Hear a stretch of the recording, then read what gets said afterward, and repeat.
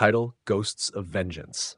Setting: it's 1864, a year after the notorious Band of Five pulled off the heist that turned their lives upside down.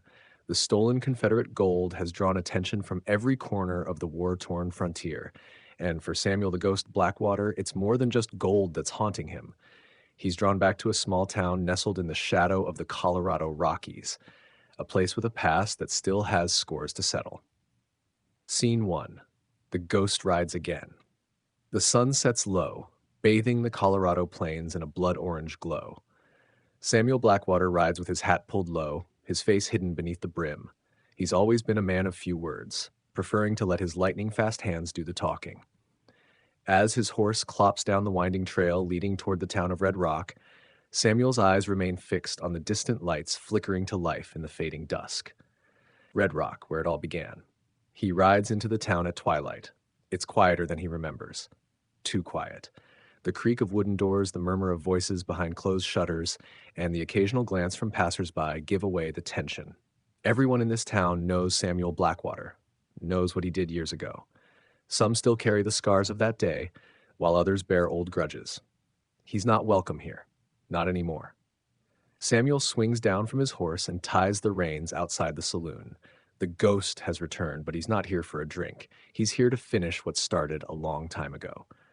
Scene 2. A bitter welcome. Samuel walks into the saloon, his boots heavy on the creaky floorboards. The room goes silent as the bartender, an old man with a grizzled beard and a scar across his neck, looks up, his eyes narrowing in recognition. "Well, look who decided to crawl back," the bartender says, wiping his hands on a rag. "Samuel Blackwater. Thought you'd never show your face around these parts again."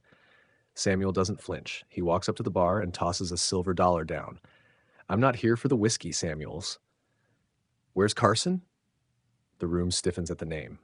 Carson Bellamy, an old foe. The man who betrayed Samuel and left him for dead years ago, sparking a blood feud that still runs hot in Samuel's veins. "He runs the town now," the bartender says. "You're a dead man walking if you think you're going to take him on." Samuel nods and taps the bar with his finger. "Where is he?" The bartender hesitates, then leans in. "The old Bellamy Ranch, out west. But he's not alone, Blackwater. He's got a small army of hired guns. If you're looking for revenge, you'll find it, but you won't make it out." Samuel looks down at his hands, flexing his fingers. "I'll take my chances." Scene 3. A town divided. Outside, the townsfolk whisper among themselves. As Samuel mounts his horse, a figure steps out of the shadows, a young woman with a worn coat and sharp eyes. She steps in front of his path, her arms crossed. "I heard the ghost was coming back," she says, eyeing him with a mix of anger and curiosity. "But I didn't believe it." Samuel studies her face, unsure who she is. "Do I know you?" "You should," she replies, her voice tinged with bitterness. "My brother died because of you. Back when you and Carson had your falling out. I'm here to collect on that debt." Samuel tenses. He's heard this story before. Always someone coming after him for things he barely remembers. There's no shortage of blood on his hands. "What's your name?" "Lily Bellamy," she says coldly. "Carson's niece." That catches Samuel off guard. Carson's family is still tied up in the web of vengeance, it seems. But before he can respond, Lily pulls a revolver from her hip and points it at him. The townsfolk scatter, their hushed murmurs turning to panicked whispers. "You think you can waltz in here and take down my uncle after everything you did?" she demands. "I should end you right here." Samuel stares her down, his face unflinching. "If you're going to pull that trigger, do it.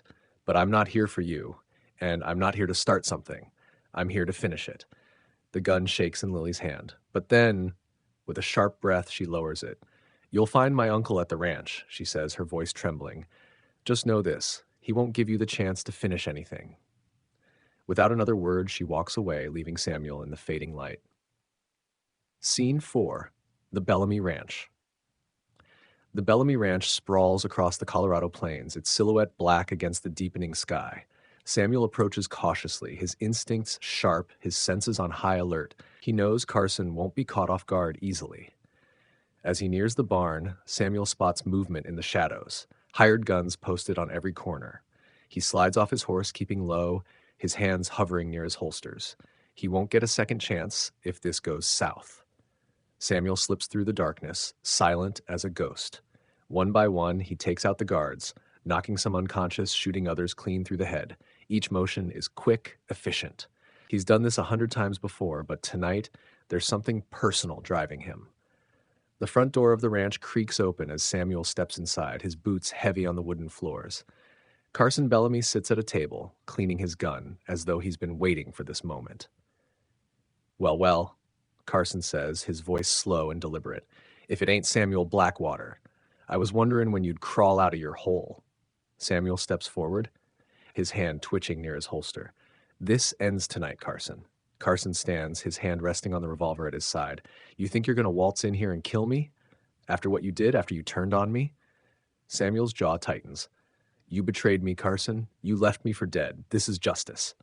Carson smirks. Justice? You and I both know there ain't no such thing out here. Scene 5, showdown. The tension in the room crackles like a live wire. Samuel's fingers hover over his guns, and Carson's eyes narrow. The room is deathly quiet, the air thick with anticipation. Suddenly, Carson draws, but Samuel is faster. The crack of gunfire splits the silence. Samuel's revolver fires twice, the shots ringing out in rapid succession. Carson stumbles backward, blood spreading across his chest, his revolver slipping from his fingers. He falls to the floor, gasping for breath, his eyes wide with shock. Samuel steps forward, looking down at the man who had once been his closest friend, now his greatest enemy. I told you, Carson, he says softly. It ends tonight. Carson's hand twitches, reaching for his fallen gun, but Samuel kicks it away, holstering his own revolver. He turns to leave, but Carson's voice stops him. This ain't over, Samuel. You can't escape what you've done. You're going to die just like the rest of us. Samuel looks back, his eyes cold. Maybe, but not tonight. Scene 6. The ghost rides on. As the first light of dawn breaks over the mountains, Samuel rides out of Red Rock, his silhouette fading into the horizon. The town is silent behind him, left to deal with the aftermath of a reckoning long overdue. Lily Bellamy watches from the edge of town, her hands trembling as she holds her brother's old revolver. She knows the cycle of violence won't stop with Carson's death. But for now, the ghost has disappeared, leaving nothing but the fading whispers of revenge in his wake.